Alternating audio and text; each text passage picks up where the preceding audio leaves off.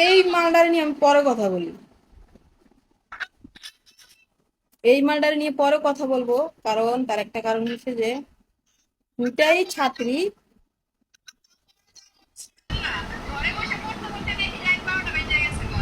এই যে পানি যেখানে যেখানে উঠতেছে সেখানে মনে করেন স্থগিত করা উচিত, আমি যেটা মনে করি। আর যেখানে পানি নেই, যেমন আমাদের এখানে, এটা তেমনি চলা উচিত। কারণ মনে করেন আমাদের তো কোনো সমস্যা হইতেছে না, পানি মারা যেতেছে না, তো এখানে আমাদের তো অফ করার কোনো কথা না। উল্টা মনে করেন আরো আমাদের অ্যাডমিশনের সময়টা পিছায় যাবে।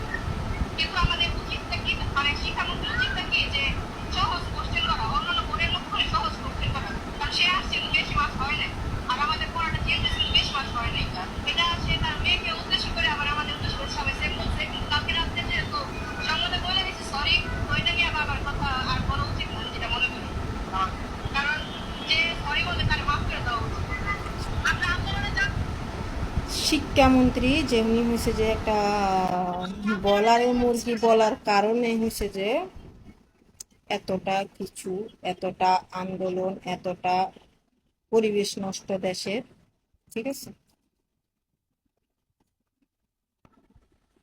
আমরা সত্তর ছিলাম ১০ দিনে পরীক্ষা দিছি, হাসিনা বাচ্চা হাসিনা ৩ মাস বয়সে পরীক্ষা দেওয়া একদম ঠিক কথা বলছেন আপনি। বৃষ্টি মাথা নিয়ে আমরা বসে করছি, পড়াশোনা শুরু করছি। বুঝতে পারছো বাবা?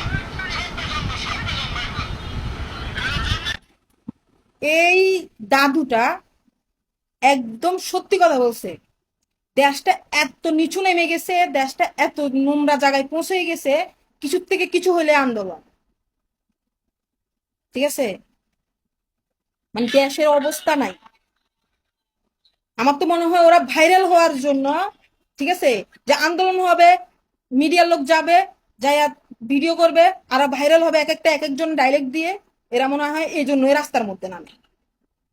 কারণ সাধারণ সাধারণ ছাত্র ছাত্রী কখনো একটু কিছু হইলে আন্দোলনে নামে না।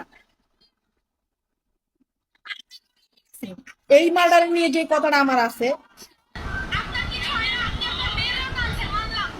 আমার কথা শিক্ষামন্ত্রীর কথা বাদ।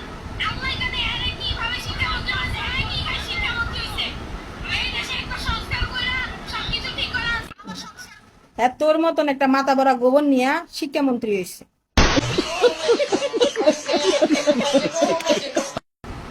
আমরা রাজি আছি।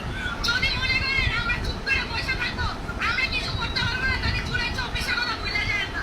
ভাই আমরা বলে জুলাই ২৪-এ যে আন্দোলনটা হয়েছে ওইটার মধ্যে তো অর্ধেক হুগা মাইরা দিছ, অর্ধেক দেশটারে হুগা মাইরা সামনে উড়াইয়া দিছ।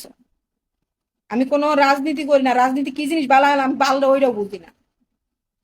ঠিক আছে, কিন্তু অর্ধেক আন্দোলন করে দেশটা কোন মাইরা দিছ। যান। আমরা বলে উঠি আমাদের মধ্যে পানি পড়লে আমাদের জ্বর এসে পড়ে। কিছু করার নাই। আমরা এরকমই, আমরা কি করবো? আমাদের জ্বর এসে পড়ে, এটা আমাদের দোষ।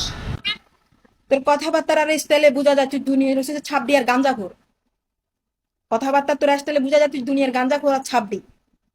দোষ না। কোমর পর্যন্ত পানি ভিজা পরীক্ষার হলে যাবো পরীক্ষা দিতে। ৩ ঘন্টা ভিজা ভিজা পরীক্ষা দিব, তখন জ্বর এলে তখন আমাদের দোষ। তার দোষ না। ৩ ঘন্টা ভিজা পরীক্ষা দিবে, ৩ ঘন্টা। এই যে বৃষ্টি হয়েছে, এই বৃষ্টির মধ্যে চট্টগ্রামে যে পরিমাণে পানি উঠছে, অন্য অন্য শহর থেকে চট্টগ্রাম শহরে বেশি পানি উঠছে। এই চট্টগ্রামে শহরে তোমার বিস্কুট ফ্যাক্টরি বলেন, জুস ফ্যাক্টরি বলেন, তারপরে কাপড়ের যে কারখানা আছে, যতটা গার্মেন্টস শ্রমিক এক কোমর কোমর পানি নিয়ে পুরা ভিজে, মাথার থেকে পায়ে পর্যন্ত পুরা ভিজে ৮ ঘন্টা ১২ ঘন্টা ডিউটি করছে এক কাপড়ে। বাপের হোটেলে খাও তো, মাথার উপর তেল দিয়ে ঘুমাও, দুনিয়ার খবর রাখো না। তো আমরা আমাদের এই যে কর্ম কারখানার ভিতরে একটা লোকও তো আন্দোলন করে না যে কেন এত পানির ভিতরে আমরা ভিজে ভিজে যাচ্ছি, এত পানি উঠতেছে রাস্তার মধ্যে। আমাদের ঘর ৮ ঘন্টা ডিউটি করে আইসা ঘরে পানি উঠছে, ওই পানি পর্যন্ত পরিষ্কার করছে। রাতে পানি হিসেবে জ্বালায় ঘুমাইতে পারে নাই, আবার সকালবেলা যায় ডিউটি করছে।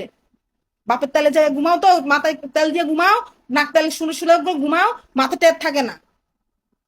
ভাত যখন পেটে থাকবে না তখন এইসব ডায়লগ বাইরে হয়ে যাবো গা।